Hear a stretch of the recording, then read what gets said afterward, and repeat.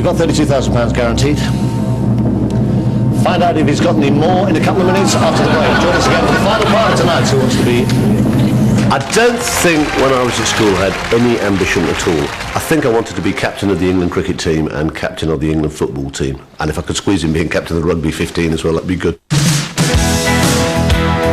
think it must have been quite a worrying time for my mum and dad. I got, the degree in English. And then, I was driving lorries. I loved driving lorries. It was like king of the road, on your own, dropping off in one or two sort of cafes and having your bacon sandwiches. Of the many jobs I did in that period, it was the one I enjoyed best. The one I hated, actually there were two, I hated working on a conveyor belt. It was mind-numbingly dull. And the other one I absolutely loathed, although I was very young and fit, was being a hod carrier. You just ran up and down these ladders with this hod thing full of bricks.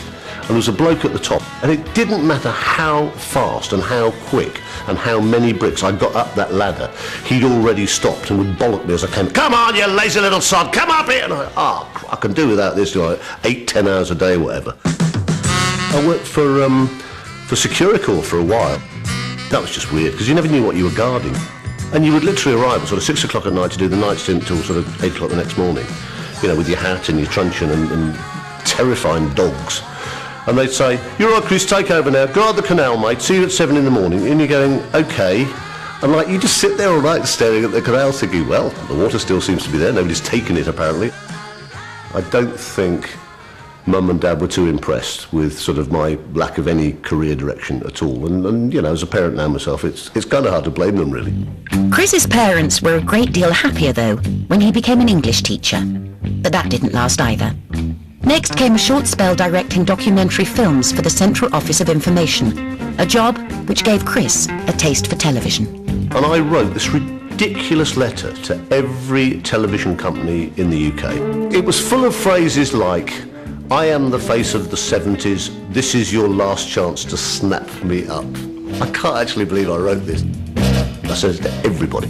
And 99.9% of them wrote back saying things like, "Dear Sir stroke Madam, thank you so much for your letter. We have no vacancy at the moment. We will of course keep your letter on file," which means basically, in the bin, we'll just file it in the bin. But for no reason that I can actually even now think of. ATV as they were then up in Birmingham. I think actually just like, what sort of person wrote this just out of sheer interest? Let's get him in the office for a laugh, and throw darts at him or whatever. I met Chris because he wrote a letter asking for a job, saying he reckoned he was God's gift to television and I would be stupid not to see him. So I did. Well, I thought this was a guy with a lot of character, a lot of charisma, and I didn't see anybody could ignore him, quite honestly. And if that came through on air, that was going to be fine with me. It was a proper job, and I used to do things like get the suit on. I was sent out to do serious current affairs. Well, here we are, 1973, and we've joined the common market. And because I was sort of gangly and larger than life with very long hair and very sort of unlikely looking, they sort of started to give me the more and more quirky jobs. And I thought, I actually like this. From Evesham to Worcester, a distance of 13 miles, a round trip of 26 miles. I interviewed a classic guy who was walking from Worcester to Evesham with 4 live ferrets down his trousers. But what on earth possessed you to suddenly take up putting ferrets down your trousers? Well, to try and raise money for the old people's Christmas dinner. It was just the most cringe-making bit of television. But I thought, I have found my true broadcasting home. I corpsed, there's nothing funnier than talking to a man with, ferrets hanging off his testicles. I think you must be out of your mind, but I wish you the very best of luck. Basically, I interviewed nutters. Sugar and spice and all things nice. That's what they always told me that little girls were made of. So what on earth happened to this one here? I'll never forget this woman. She was from Manchester. She was absolutely bloody terrifying.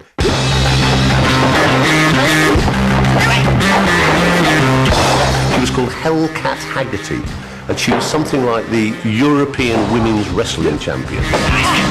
This woman just beat lumps out of me for like 20 minutes. Threw me over the ring, jumped on my head, twisted my arm up my back. I think she just hated men.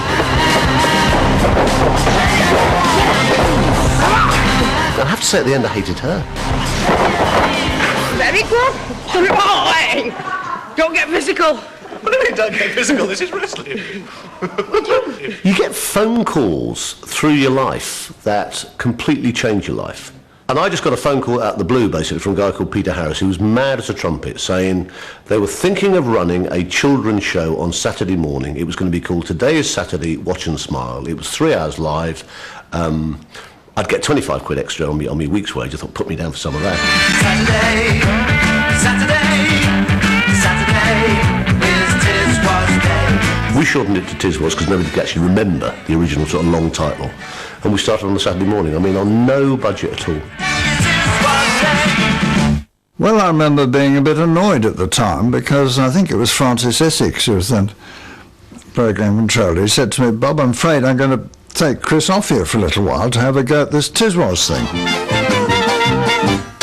So I found I had no idea what Tiswas, I didn't know anything about Tiswas at all. Bob, I think, was very unhappy that I was clearly moving away from his area. And he said to me quite seriously, he said, there's a real credibility gap here. And basically, I mean, he was right. And it was like, I would be reading on a Friday night about a major bus crash in Wolverhampton. On a Saturday morning, I'd be sitting there with a bucket on my head and beans down my trousers. And I mean, he was right. And in the end, I had to make a choice. And I chose Tiswas, because it was more me.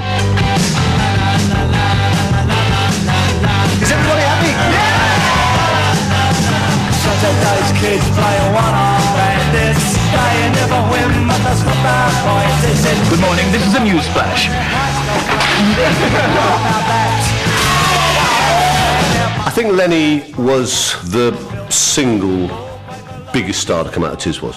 He had done other things. I mean, he brilliantly won New Faces when he was a young gangling black kid from Dudley. But Lenny was just born really on Tiswas.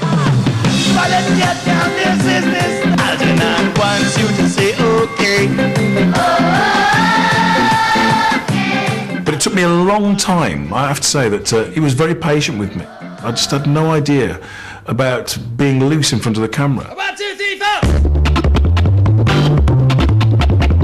We had this cage and there'd be teachers and firemen and doctors and nurses and footballers and all sorts of people wanting to be in a cage and get crap dumped on their head. My mate came and stood in the cage. It was brilliant. I was soaked all morning. What?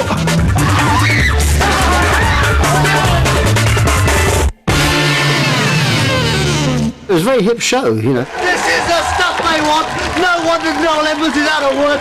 It was so out of the mainstream at that point. I mean, Saturday morning kids shows were kind of quite tame, and this was just complete raucous fun. Hello, good morning. Welcome to Compost Corner. I remember doing a compost corner with Phil Collins as a flower. It's an ugly looking. Yes, it's an ugly little brute. Yes. Have a look at that. And me sort of saying, and when you poke him, he goes, "Aye! No! Aye! Hey! Get so lonely when he's not here!" Isn't that marvellous? Now then. Everybody thought it was great, and I think if you take your mickey out of yourself, it's much better than take yourself too seriously. All the bands of the day, all the main stars would come to Birmingham. They came and had a real crack in the studio on Saturday morning. We sing a song, the black water's Sometimes you just think, this guy is way ahead of his time, because he was a big Python fan and he had a very good frame of reference comedically, which is why people like Terry Jones and Michael Palin would go on to Tiswas and do stuff, because they liked him. There now follows an appeal. Hello. I am very disturbed, as you can probably tell,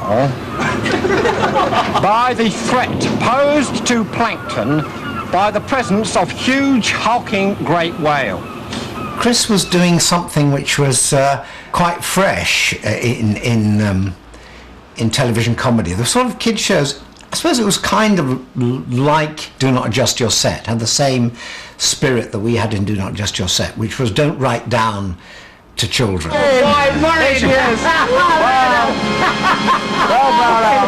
That's plenty. That's enough. I think in the end with Tiswas, like a lot of things, I just had enough. I've always believed in leaving, when there's still people wanting more, rather than like, oh, for God's sake.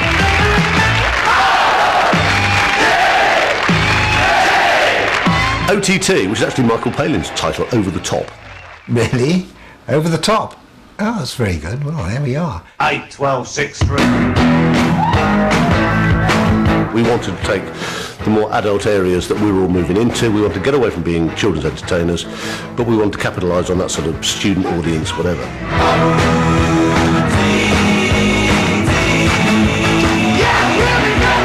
I don't know if you know the theory behind street theatre, but it is, if you've got a white face, a red nose and baggy trousers, you're going to be funny. Didn't work for Mussolini, did it?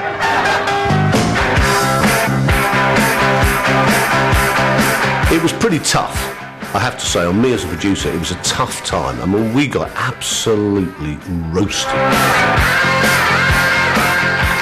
Hello, friends. I'm so excited to be here on OTT tonight. I've followed the programme ever since it wasn't taken off, and I love it. There were some absolutely brilliant moments of OTT. There was some very funny, very well-written material, very well presented. Now, where do you live? Dudley. Yes? What? You said Dudley? Yes. And I looked up and said, what? How do you know his name's Dudley? Been through my pockets, have you? No. My police pal. No, I never did. Listen, man, you asked me where I live and I said Dudley. Yes. What? I loved, the buzz of it and producing it and getting it ready and whatever. What I didn't enjoy was all the flack that went with it and talking to the press. It was the first time I'd really had a lot of heavy press stuff and whatever, so that was quite a tough old time. After the dust had settled from OTT, Chris moved to the extreme opposite end of the day and TV AM. Christopher Tarrant. Good morning, how very nice to be here sitting next to you. It was around that time that Capital Radio asked him if he'd like to be a DJ. Chris is probably the worst dressed person I've ever met in my life, and that was most evident when he turned up at 5:30 in the morning to do a radio show. He looked like a disaster.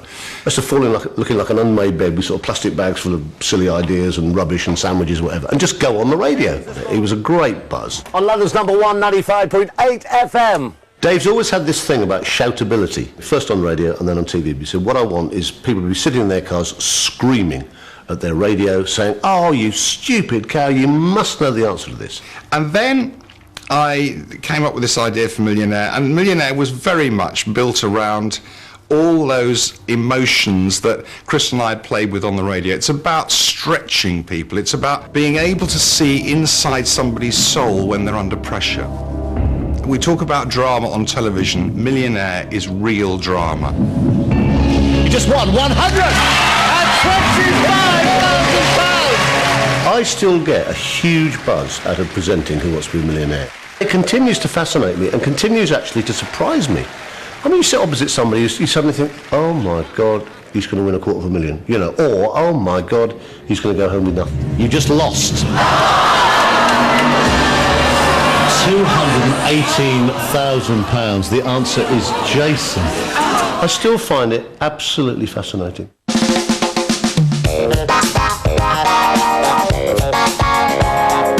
I think what ITV's done for me is persevered with me, actually. But I've had some great producers as well who are very good at whatever Tarrant is best at, some are making it work. And I think that ITV have just always been there. I mean, I've just been with them forever. They have come up with some great shows for me to do, and I've thoroughly enjoyed my time with them.